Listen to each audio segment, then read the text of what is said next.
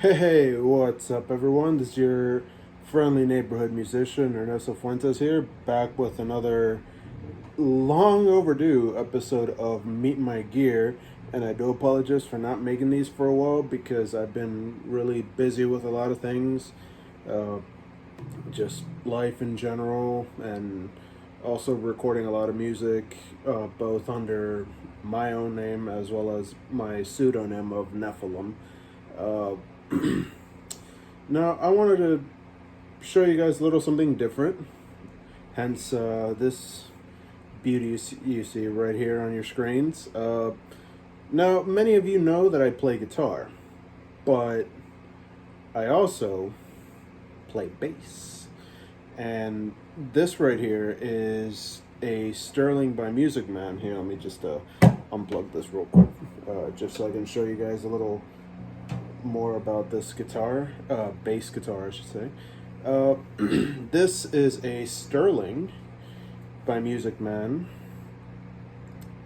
Subray 4, which is modeled after the Ernie Ball Music Man Stingray. Now, many of you know Ernie Ball Music Man as, that brand that is known for making John Petrucci's Majesty, as well as a bunch of other signature guitars and other basses, but very much like Squire is to Fender and Epiphone is to Gibson, Sterling is to Ernie Ball Music Man.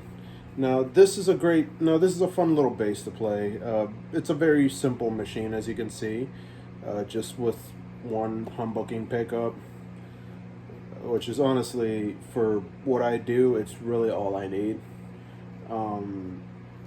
It's a basswood body, which kind of has a sense of quite a bit of resonance. It's honestly become one of my favorite kinds of woods because of the fact that it does sound very similar to uh, mahogany and maple, like that combination, and I've grown to love that combination. Not to mention it's also a fairly light wood, despite this bass being a little heavy, but it's no big deal.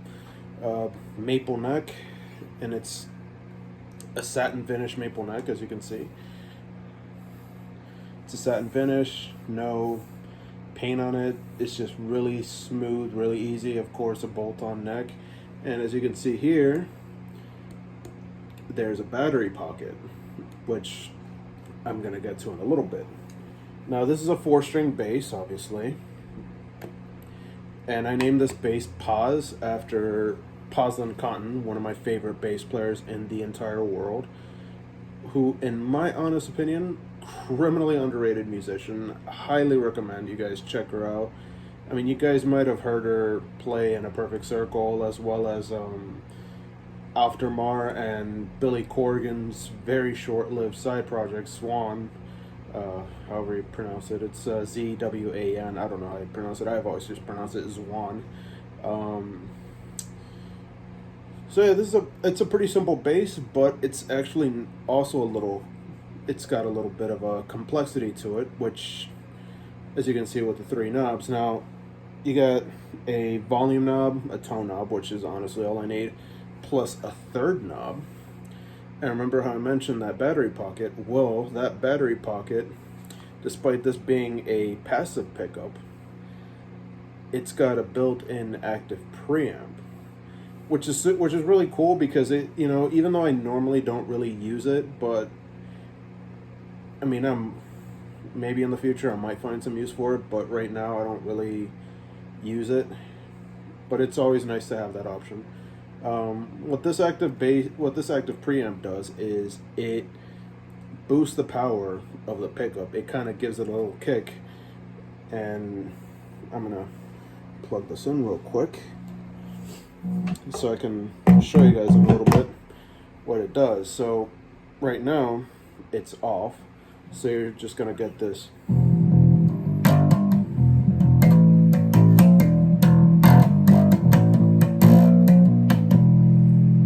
So you get that, and of course you switch. You turn it to a middle position, which is like,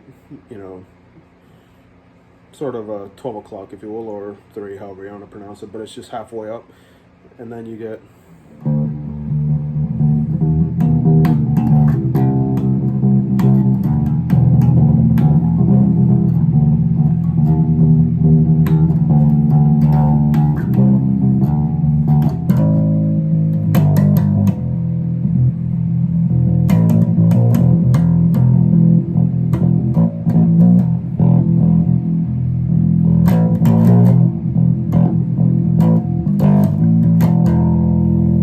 So that's just with the boost. Now let's crank it all the way up.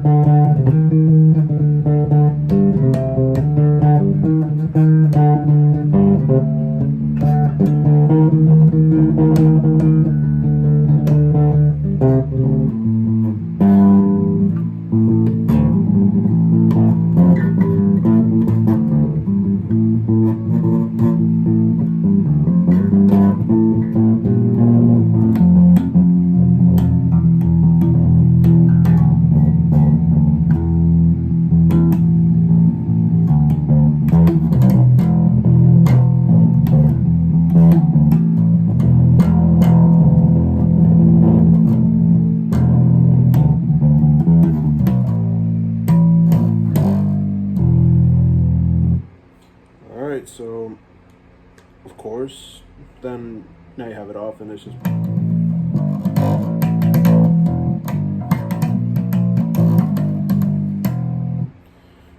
So as you can see, simple machine yet a little complex. You get a little extra.